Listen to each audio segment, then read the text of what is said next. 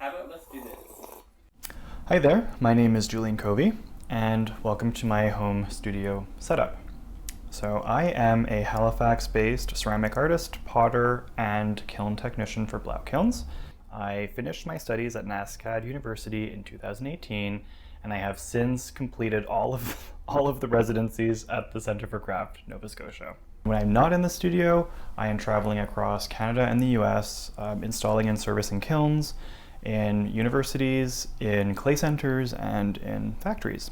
When I am home, my practice has two streams. I have a visual arts practice that is heavily sculptural based, and it really stems from my experiences as a queer mixed race individual, and it also speaks to my experience with body dysmorphia. In this video, I would like to share my pottery process with you because that has been the focus of my attention for the last few months, and there's a lot of really interesting processes that you might like. Like I think many people in my field, I don't currently have a fully equipped ceramic studio.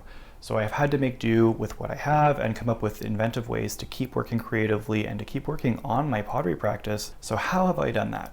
Well, last year I purchased a very inexpensive 3D printer. I spent a lot of time building and developing that workflow.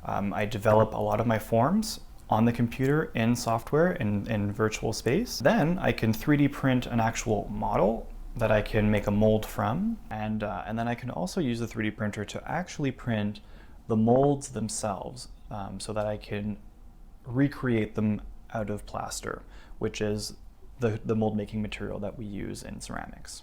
One thing I should say is that I am a mold maker. So I work from models that I can make out of just about any material, and then I can make the mold, and then I use a process called slip casting. So what I do is I pour a liquid clay into a mold. What that mold does is it slowly dries out the clay, and then I can pour out excess clay from the mold, and then I'm left with a clay shell of the perfect image that's inside of my mold. I like to work that way because I can create shapes that are very non-traditional in ceramics. I can work with geometry, I can work with all sorts of really interesting shapes and combinations. And I find that it also really nourishes my designer spirit when I'm coming up with what the models will look like. So I thought I should show you what some of my 3D prints look like. So this would be a print of a model. It's just a very quick hollow print so that I can just see what it looks like in real life, touch it, feel it, look at it from different angles, because what you see on the screen doesn't always translate very well to real life. So this is what I would hope that it would look like after it's been fired. So for those of you who are unfamiliar with ceramics, depending on what type of clay you're using and what type of temperature you're firing to, the clay will shrink anywhere between 10 and 20% from when it is wet clay to when it's a ceramic piece. Mine shrinks about 15%. So what I would do when it's time to make the mold of this, I would oversize it by 15% to account for that clay shrinkage. But what I often do is I work in like half scale, because these print very quickly and I will just get the brief information of what I need to know to be able to tell whether or not I like the proportions and whether I should scrap that idea and move on. So in this case, these little guys that I'm holding here are composed of two different models only, but I designed them to have the same curvature, and so they can fit in lots of different ways, but when they do, they protrude differently and create different patterns.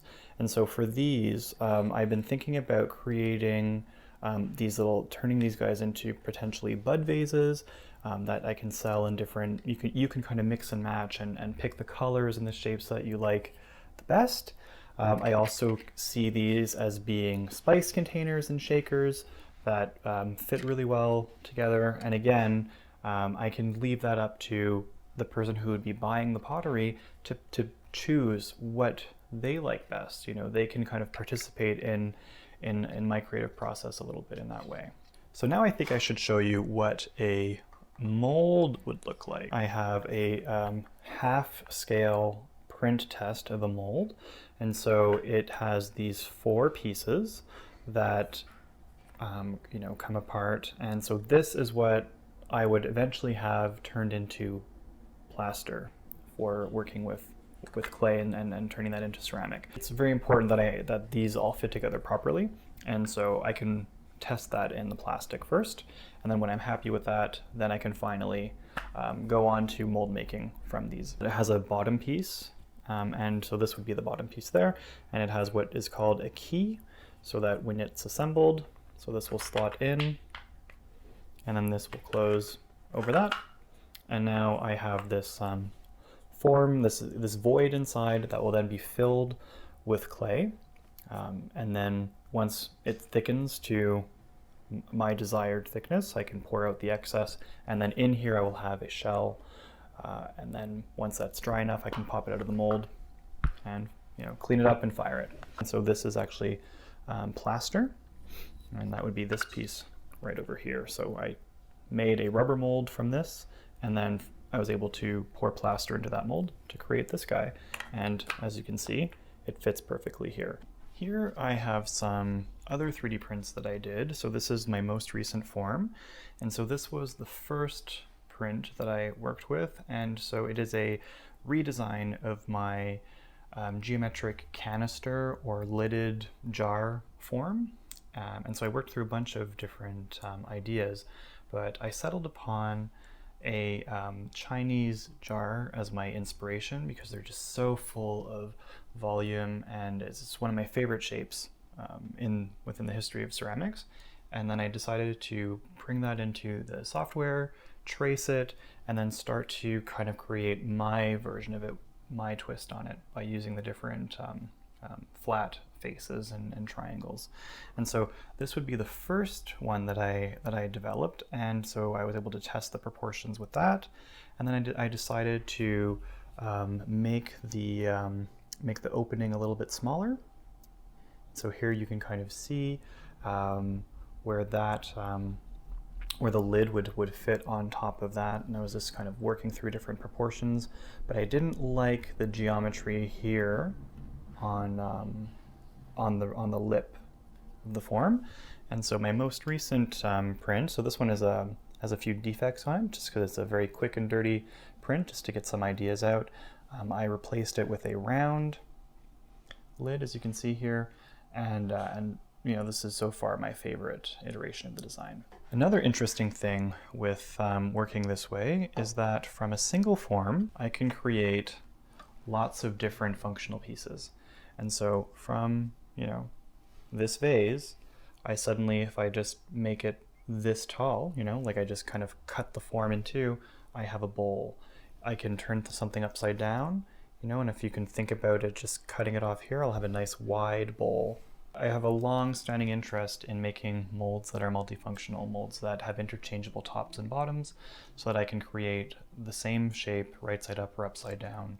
And that's especially handy when I'm thinking about things that fit together to create larger compositions. Well, I would like to thank you for watching through this video and engaging with my process. I really hope that you enjoyed what you saw and maybe have a newfound interest in 3D or digital fabrication with craft. And I would also like to thank the Canadian Clay and Glass Gallery for inviting me to do this. If you would like to see more of me, you can find me on Instagram at Julian Covey, or you can also visit my website at juliancovey.com.